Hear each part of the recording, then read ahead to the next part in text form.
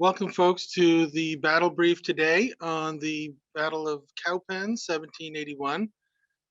We are very glad you're with us. We're going to go for an overview of the campaign and then get a little bit more detailed about the battle itself as we finish up here.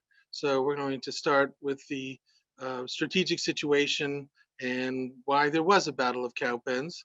So follow along.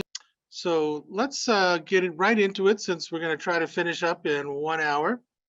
The war in the South, in the Revolutionary War, had really taken a turn for a more active operational posture by the beginning of 1780, when the British decided to change their focus from the mid-Atlantic colonies and states to the South, the Southern Department, as the Americans called that area, and launched a major expedition against South Carolina with a siege and capture of Charleston.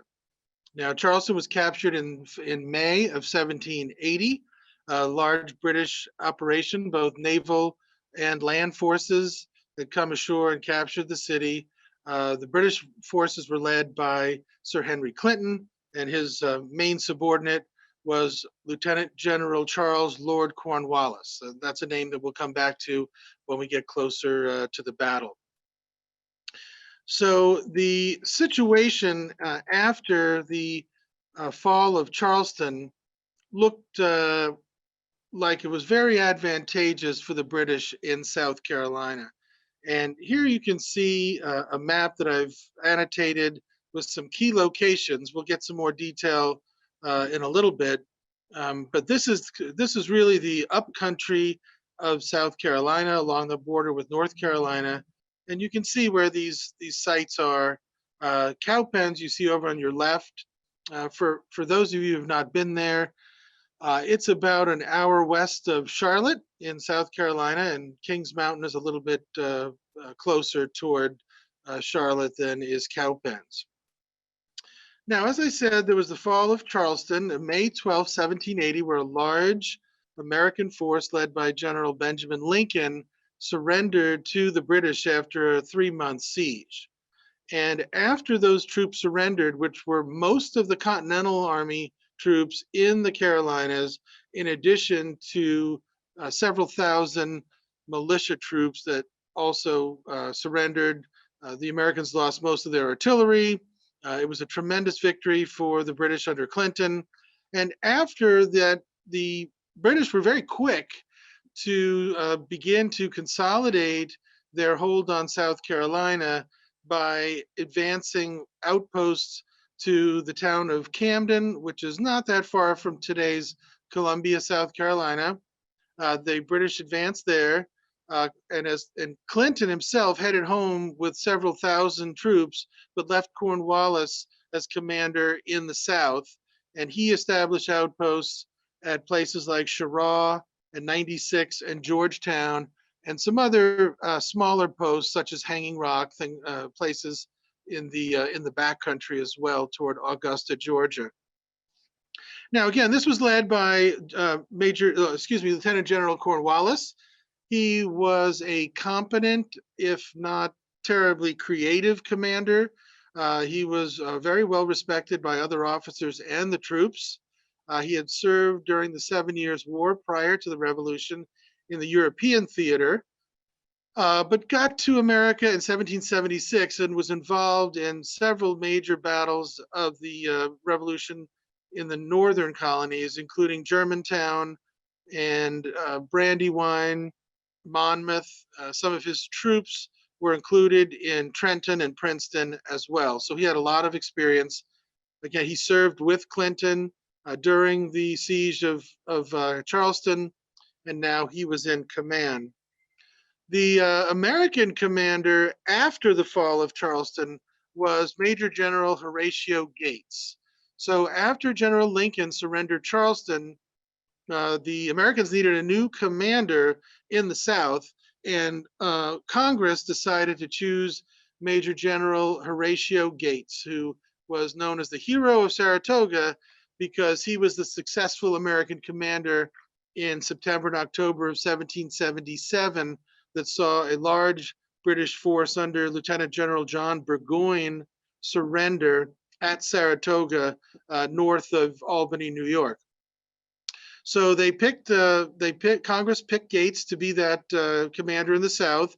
This was really not to General George Washington's liking, but Congress didn't really give Washington the final say-so and decided to appoint Gates because of his successful record and his availability. Now, Gates took over at the end of July in 1780 and took command in southern North Carolina along the Deep River, the remnants of the American forces that they were able to collect. So there were some Continentals of Maryland, from Maryland and Delaware. There were some militia troops, some Virginia State Cavalry, dragoons, things along those lines, a little bit of artillery, militia from North Carolina and South Carolina, Virginia. So this was the force that Gates was able to reach and decided to advance into South Carolina, heading toward the British outpost at Camden. So Gates fought Cornwallis at the Battle of Camden, August 16th, 1780, and it was an absolute disaster for the Americans. Most of the militia, the Virginians and the North Carolinians, ran at the sight of the British redcoats coming at them with bayonets. Cornwallis used a very head-on approach here, not very complicated. And after about an hour's battle, mostly with the Continentals that remained on the field, Gates and the army had to flee the field toward Charlotte. Eventually, Gates rode all the way back to a Continental Army and North Carolina depot and staging area at Hillsborough, North Carolina, near Chapel Hill, today's Chapel Hill. But the British won a significant victory here and annihilated basically Gates's army. Most of the men fled, weren't captured, but this was the second time, Charleston being the first, that a major American force was either captured or annihilated in the field, and the British were very successful at this point. Now, you can see on this period map some locations here. On your lower right side is where the Battle of Camden was fought. And so the British there were again, Cornwallis's troops. Cornwallis decided to advance into North Carolina. He felt like that South Carolina could never really be conquered completely unless he destroyed the logistical bases and what we would call today the logistical tail of the Continental Army by going in and displacing North Carolina militia and trying to destroy the caches that they had of weapons and supplies, horses, food, that sort of thing. So after the Battle of Camden, Cornwallis advanced northward into North Carolina toward Charlotte. And you can see on this map up at the top right-hand side, it says Charlottetown. And he reached Charlotte September 26th of 1780. Somewhat reduced in circumstances. This was a feverish season in watery areas, in some areas that the British had quite a number of troops on their sick lists, but nevertheless they were able to advance to Charlotte and brush off the American opposition that they had there. Now, while they were there, Cornwallis, again, because of illness, they stayed several weeks there. But during this time period, a significant event occurred that altered Cornwallis's invasion plans. And that was the Battle of Kings Mountain on 7 October 1780. You can see that on your map here. There's on the top part, central area of this map in the middle, there's an X there. And that's roughly the location of the Battle of Kings Mountain, which was fought in South Carolina. There is a modern day town called Kings Mountain, which is in North Carolina, but that's several miles from the Kings Mountain battlefield. And at Kings Mountain, a collection of frontiersmen, over mountain men, backcountry men, gathered from the western part of North Carolina and Virginia and what is now eastern Tennessee, and moved into this area in South Carolina to confront the British advance, which was threatening their homes and valleys and villages and farms as well. And these folks met up with a force that was operating to Cornwallis's west and defeated them at Kings Mountain. This was a loss to the British of about 1,000 to 1,200 men. So because of that loss and of that many men, Cornwallis retired to Winnsboro. And you can see I've sketched out his map there with red arrows to the bottom of the map. I sketched out his route, I should say. And you can see where he retreated to Winnsboro to wait reinforcements, get his men healthy, and then revisit a line of march that would take him back into North Carolina. He stayed there until January of 1781. Now, in the meantime, however, new commander showed up for the Southern Department of the Continental Army, which was Major General Nathaniel Greene.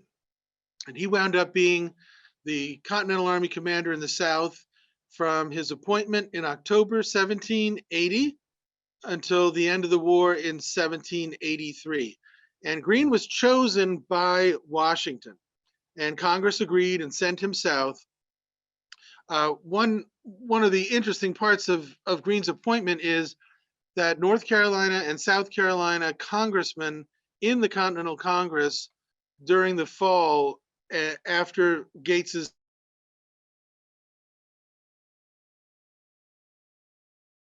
Congress to have Greene appointed, and Washington had an enormous amount of respect for Greene.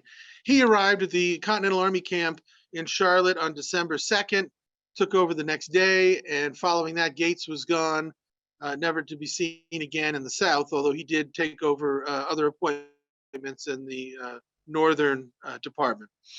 Greene was a Rhode Islander. He was very competent. He had been the Army's quartermaster in 1777, 1778, fought at almost all of the major battles in the Northern Theater up to that time, except for Saratoga. He was very well thought of. Did not have any prior military experience other than the local militia prior to the Revolution, but had a good mind for military matters, and Washington respected that.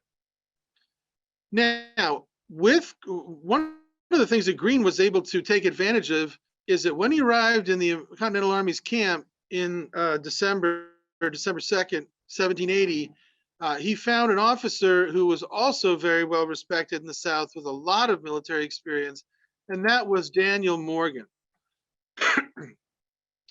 Morgan had experience going back to the siege of Boston, also fought during the Saratoga campaign. He was a commander of riflemen.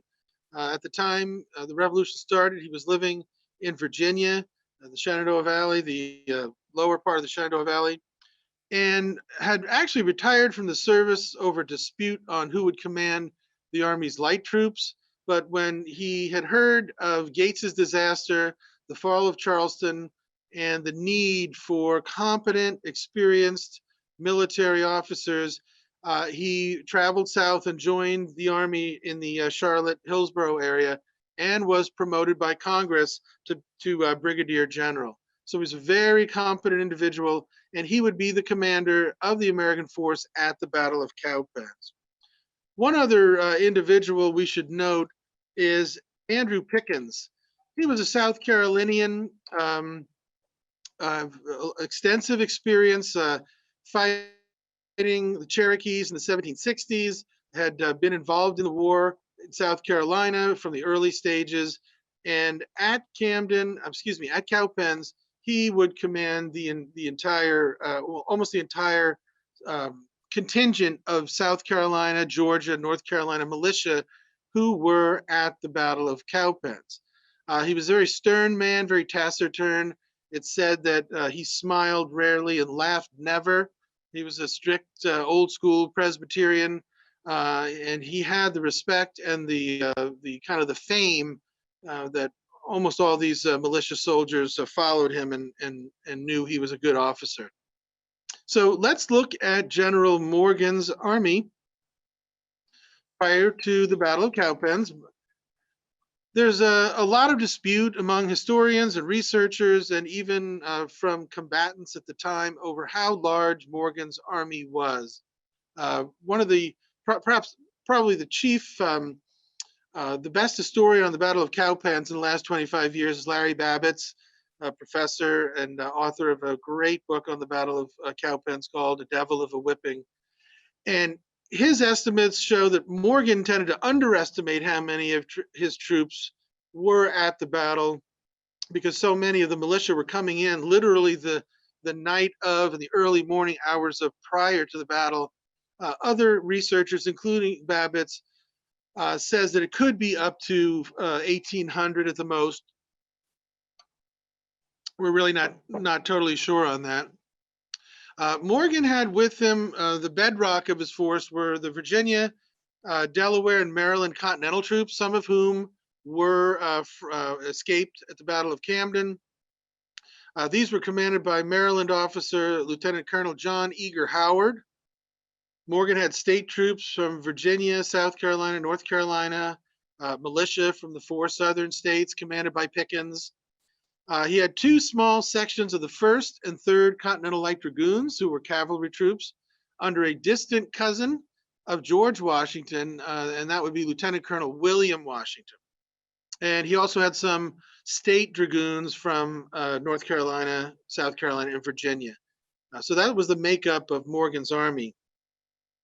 The British here was a detachment under Lieutenant Colonel Banastre Tarleton. So we can start now to get into a little bit more of why this battle occurred after we talk about Tarleton and his command. Tarleton was a very notorious, hard-hitting, take no prisoners, ambitious Englishman who had a commission in the regular army, but in the Americas, the colonies for the Revolution, he also had a commission as a lieutenant colonel in the provincial troops. Provincial troops were those that were raised in America by loyalists, and Tarleton was a British officer, and he commanded a force called the British Legion. This was made up of Americans and also some Continental Army deserters. And this was a mixed force of infantry and cavalry, which he commanded. Also at Camden, he had the 7th Regiment of Foot, the 71st Regiment of Foot, which was a Highland regiment. He had a light infantry contingent made up of the light infantry companies of 3 British regiments. He had a contingent of the 17th Light Dragoons, a detached section of the Royal Artillery with 2 guns, and his force amounted to approximately 1,150 troops.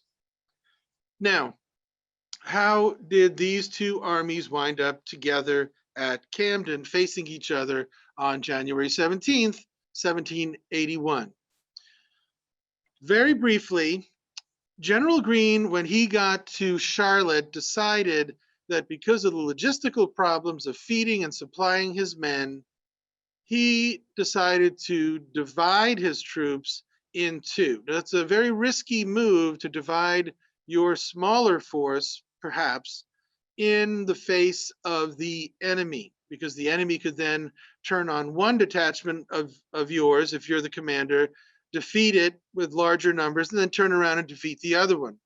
But Greene was willing to take that risk because of the supply problems, and he also knew that his force was lean enough and probably quick enough to be able to come to the rescue of the other detachment. So one detachment of his force he took personally over to an area called Cheraw in South Carolina, which is on the PD River. That was to the east of Charlotte. The other detachment he turned over to Brigadier General Morgan, and that detachment included the Continentals and a lot of Virginia militia, the Dragoon contingent, of William Washington's, as well as the Virginia State Horse Dragoons. That force was to move west of Charlotte and harass any kind of British detachments, particularly that at the location called 96 South Carolina, which is west of Camden. Now, that was the deployment that Greene made. Cornwallis decided that around the early part of January, he would move his forces north from Winnsboro towards Charlotte and enter into North Carolina. And to his west, as he moved north, where Morgan was, he decided to send the army that we see here under Tarleton to hopefully destroy, or at least to push off, Morgan's contingent so that he would not be a danger as the British moved to North Carolina.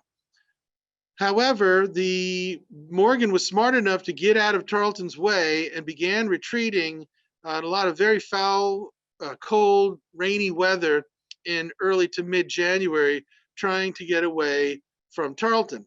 Now, Tarleton's force, the British Legion and his cavalry, were known to be very quick moving.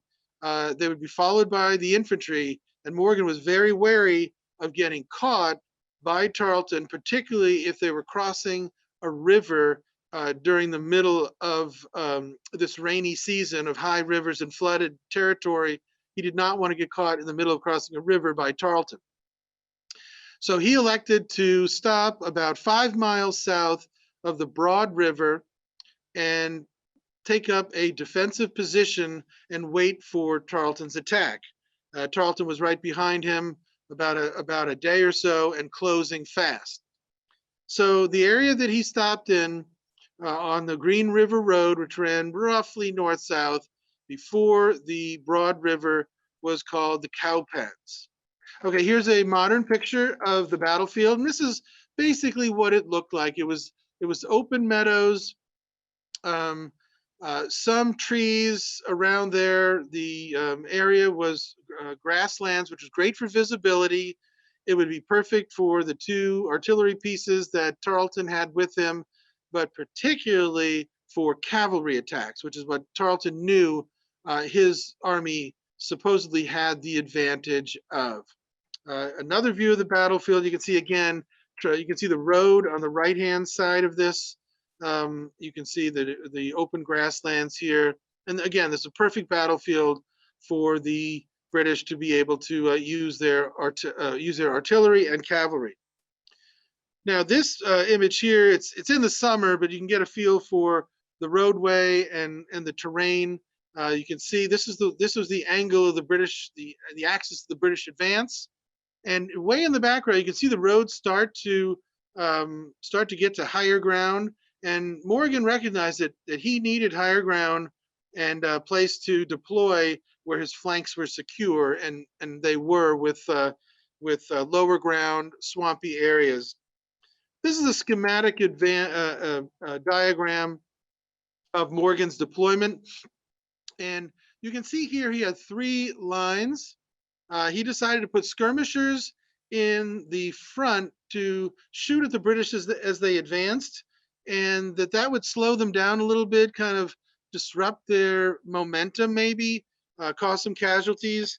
And then these skirmishers were militia who typically, in the experience of most Continental Army officers, did not stay around a whole lot of time to find out who was going to win the battle.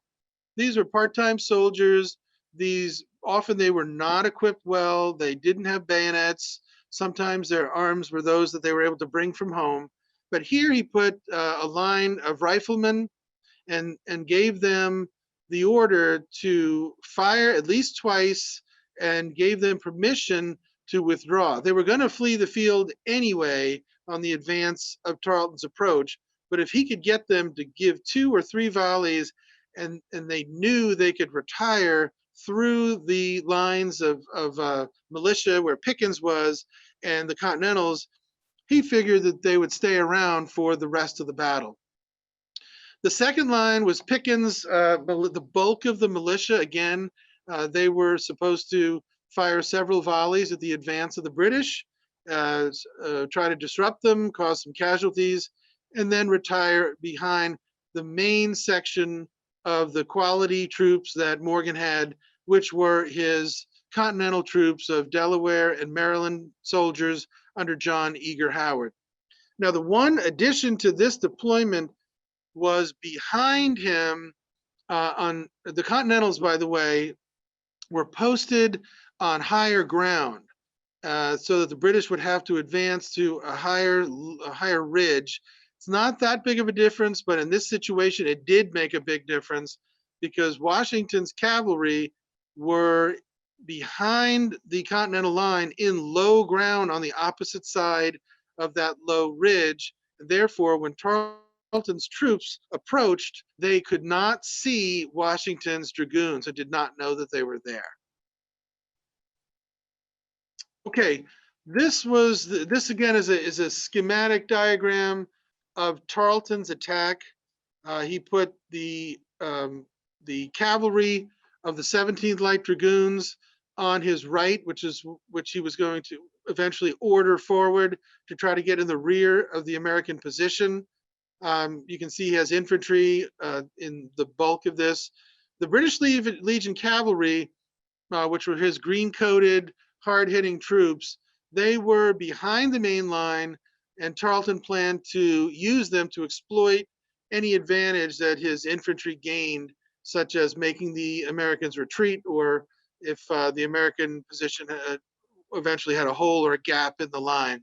And in the rear, his reserve was the 71st Highlanders.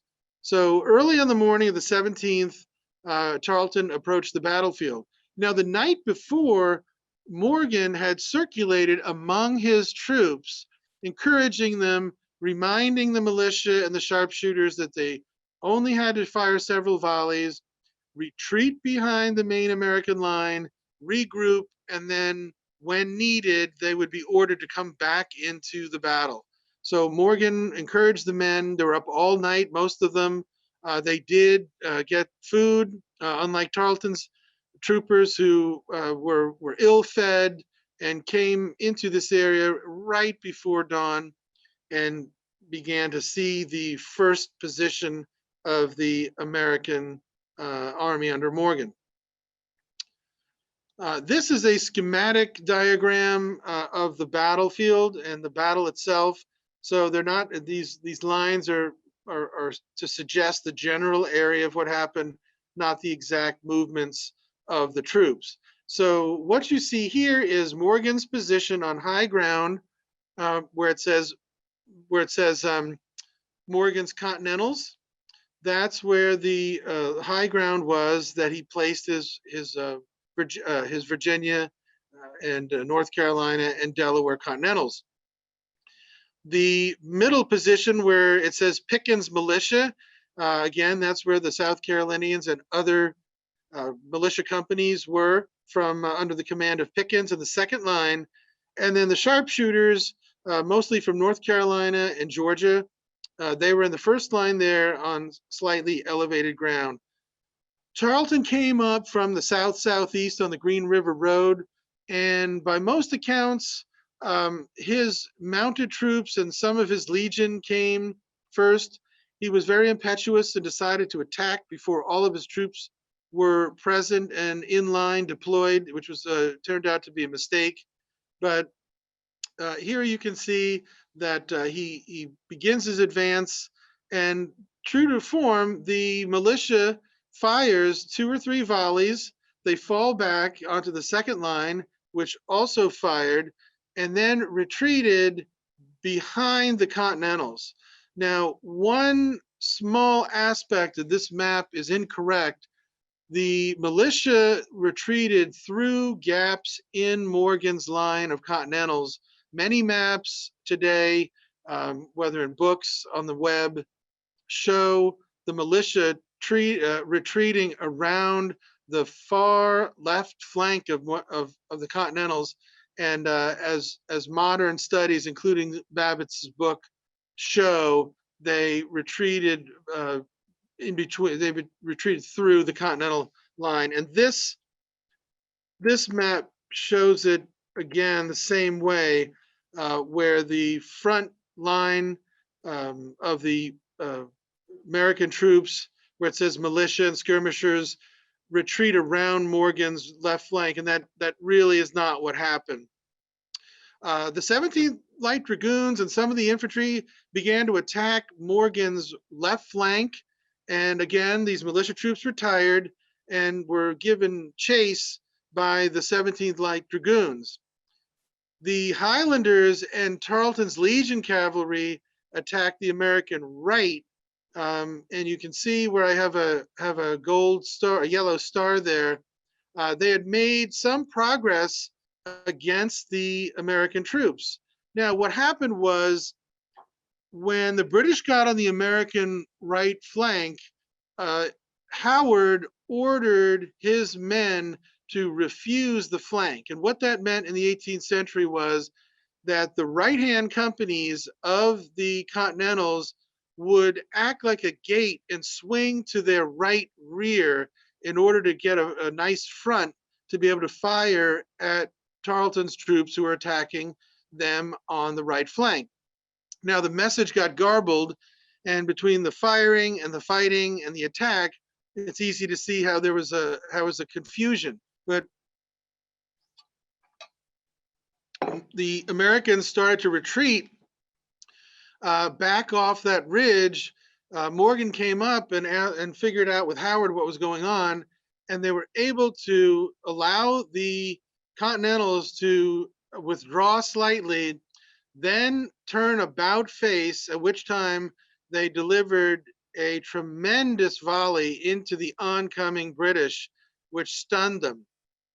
And this really was the turning point in the battle, because at that point the British, some of them started to throw down their muskets, others were fled the field, and right around this time, the reconstituted militia of Pickens, who had regathered behind Morgan's line, came into the battle again, this time on Tarleton's left, while at the same time you can see at this map, William Washington's cavalry, where the blue star was, they advanced, got into a huge fight with the British dragoons, and were all of a sudden, when they fled, the Americans were on the left and the right of the British, which is called a double envelopment, a very rare tactical achievement in the field, particularly when you consider how many of these troops were militia. Here's William Washington again. This was George Washington's distant cousin. They were not particularly close, but of course knew each other as family. They were both Virginians. And this is a modern illustration, a painting done of the attack of the 3rd Dragoons, who were in the whitish kind of beige uniforms on the left, attacking the redcoats of the 17th Light Dragoons. It was a tremendous victory, tactical victory here for Washington's men. He actually performed a similar achievement, not a double envelopment, but Washington performed a similar cavalry attack that was very successful against the British at the Battle of Guilford Courthouse in March 1781, just about 2 months down the road. Now, associated with Washington's attack is this famous painting, where many of you, have seen this illustrated. There's a few. This was supposed to be an incident where William Washington and a few officers saw Tarleton and started riding toward him, and Tarleton had a few officers with him. They charged at each other. There was a sword fight between the lines, somewhere south of the British line, and there's a lot of details about this I won't go into, but it was alleged that that William Washington's servant was able to shoot one of the British officers and prevent Washington from getting a saber blow to the head. This was painted in 1845. It's often given as fact in books, articles, websites, comic books, name it, newspapers of the time or of the 1840s and 50s when this kind of heroic story was popular. But there's really no evidence that one of his servants was there. There's nothing to point to Washington having a slave at the time. And the Park Service on their website at Cowpens has concluded that it's unknown that this person was at the battle or that he was a slave in any case. But you can see he's depicted on the small horse on the far left, an African American servant, supposedly be a young teenager trying to shoot one of the British officers. These are a couple other illustrations of the duel. Washington was able to avoid injury. Tarleton and his fellow officers were able to collect about 40 to 60 cavalrymen and flee the battlefield. But the main story is the fact that the Americans lost 149 men. Almost the entire British army was killed, wounded, or captured. Hundreds and hundreds were captured. They were quickly removed from the battlefield and sent north. But this was Morgan's victory. It was a tremendous American victory. The battle lasted roughly an hour. The artillery was captured by the Americans. Their musical instruments were captured. And again, like I said, the prisoners were shuttled northward. After the battle, the British Tarleton retreated from Cowpens to where Cornwallis had stopped at Williamson's plantation in South Carolina. And Morgan knew that even though he had won this early morning victory in the field, that he really had to watch because he was west of Cornwallis and Greene's remaining army was east. So he did not want Cornwallis to take up a position in between himself and Greene's forces. So Morgan retreated to Ramser's Mill and eventually to the Catawba River north of Charlotte. Cornwallis chased Morgan up toward Ramser's Mill, and the image you see there of the building is at the historic site at Ramser's Mill today in North Carolina. Tarleton was able to connect with Cornwallis, but at this point the battle was over. The verdict was in, and that Tarleton had lost approximately 800 to 900 men, which, when you couple that with how many of the loyalist forces surrendered at Kings Mountain, these were two fairly significant blows to Cornwallis's plans to invade North Carolina. So with that, I want to leave time for questions. Were there a lot of loyalists fighting with the British? I assume you meant at this battle. Yes, most of Tarleton's legion were loyalists. Cornwallis did not really have a strong opinion about loyalists. Many other of British tended to also doubt their strengths, but that's what they had to work with. The British couldn't send 10 or 12,000 troops to the south to occupy posts and to continue to conquer areas of the south. But at this battle itself, the British really had the loyalists from the British Legion of Tarleton. And interestingly, two months later, the Battle of Guilford Courthouse, Cornwallis did not have any loyalists with him in uniform to fight at that battle. He did not really trust them.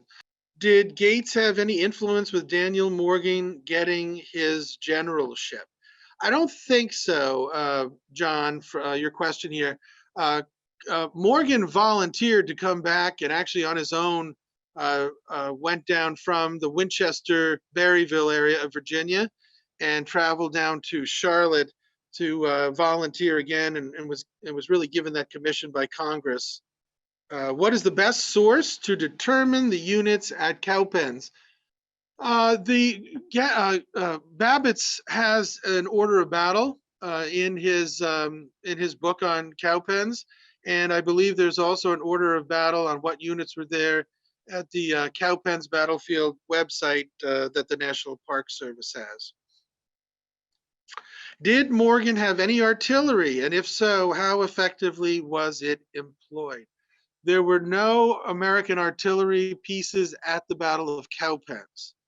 The American artillery that was available prior to this, those pieces were captured at the Battle of Cowpens when the Americans were routed and had to retreat. And just to kind of bracket that answer a little bit, 2 months later at the Battle of Guilford Courthouse, the Americans did have artillery, but again, lost those guns there as well. So no artillery for the Americans. Okay, dragoons were originally mounted infantrymen who dismounted to fight. By this time, had concept evolved where dragoons were more like true cavalry. Okay, Steve, yes, by this time of the Revolution, the dragoons on the British side and mostly on the American side were used as cavalry. They were light cavalry. The British called them the 17th Light Dragoons at this battle. Tarleton called his contingent of cavalry under the British Legion dragoons. But yes, they were usually light dragoons as opposed to heavy dragoons.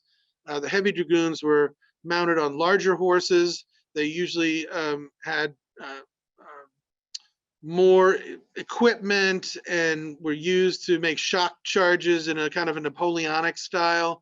The light dragoons in the South particularly, were lightly appointed with the typical furniture you would have on a military unit's horse, but light weapons, so pistols, sabers, more inclined to be able to move quickly and chase the enemy and to exploit whatever advantages. So thank you for that question.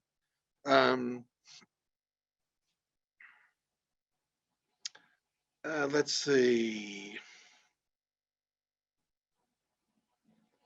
Did the British command underestimate the Loyalist participation in the South, not actually in battle, but rather the ability to win the hearts and mind, etc.? Okay, thank you for that question, Eric. Yes, and there's been a lot of recent research and writing about that by Jim Pikich, John Furling, some studies, O'Shaughnessy up in UVA. The British were hoping that once they appeared in the South, that loyalists would come running to their flags and join them and disarm their Patriot neighbors. They had been fed with quite a lot of information over that by loyalists who had fled to England.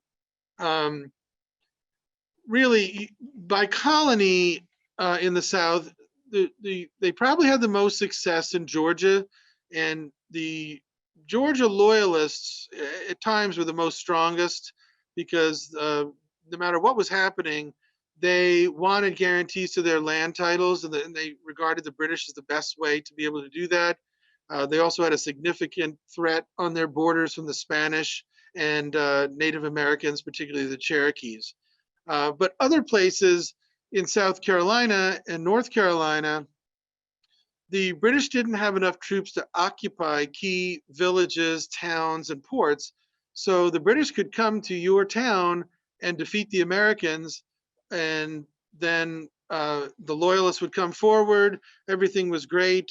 But as soon as the British left, the Patriots were coming back. And if you had been seen supporting Cornwallis or Tarleton or Clinton, then life wasn't going to be good for you after that. And that created a civil war in the South that lasted from roughly 1779 to 1783.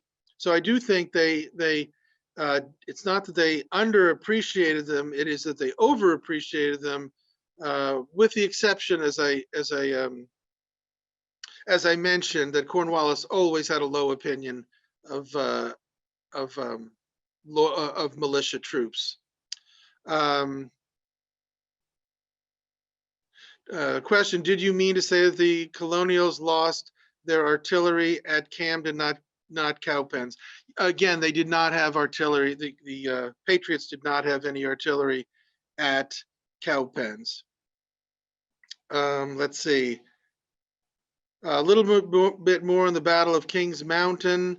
I'll just briefly describe it. We may have to have that as a battle brief later on down the road. That would probably be a pretty good one. The British, and I should probably put that in quotes, the British were really loyalists from the South. The only real British officer with a commission who was uniformed at the Battle of Kings Mountain was Major Patrick Ferguson, who was a subordinate of Cornwallis and was given the task of being the inspector of loyalist militia, which basically put him in command of them. And he was operating to Cornwallis's west, and that's where in the backcountry and the frontier area of western North Carolina and South Carolina, he issued an ill-advised proclamation telling the backcountry inhabitants that if they didn't come over and surrender, he was going to cross the mountains into what's now western North Carolina, eastern Tennessee, and burn all their villages and hang them from trees and destroy what they had. And these folks had been fighting Cherokees and for years. Many of them had served in the French and Indian War. They did not take kindly to that kind of a provocation and crossed the mountains from the southwestern Virginia and the Abington area, Bristol area, western North Carolina and East Tennessee, and were able to come together, all of them mounted, almost all of them with rifles, and trap Ferguson on a rise called Kings Mountain. And in October of 1780, they surrounded Ferguson and forced his army to surrender. Approximately 1,000 men.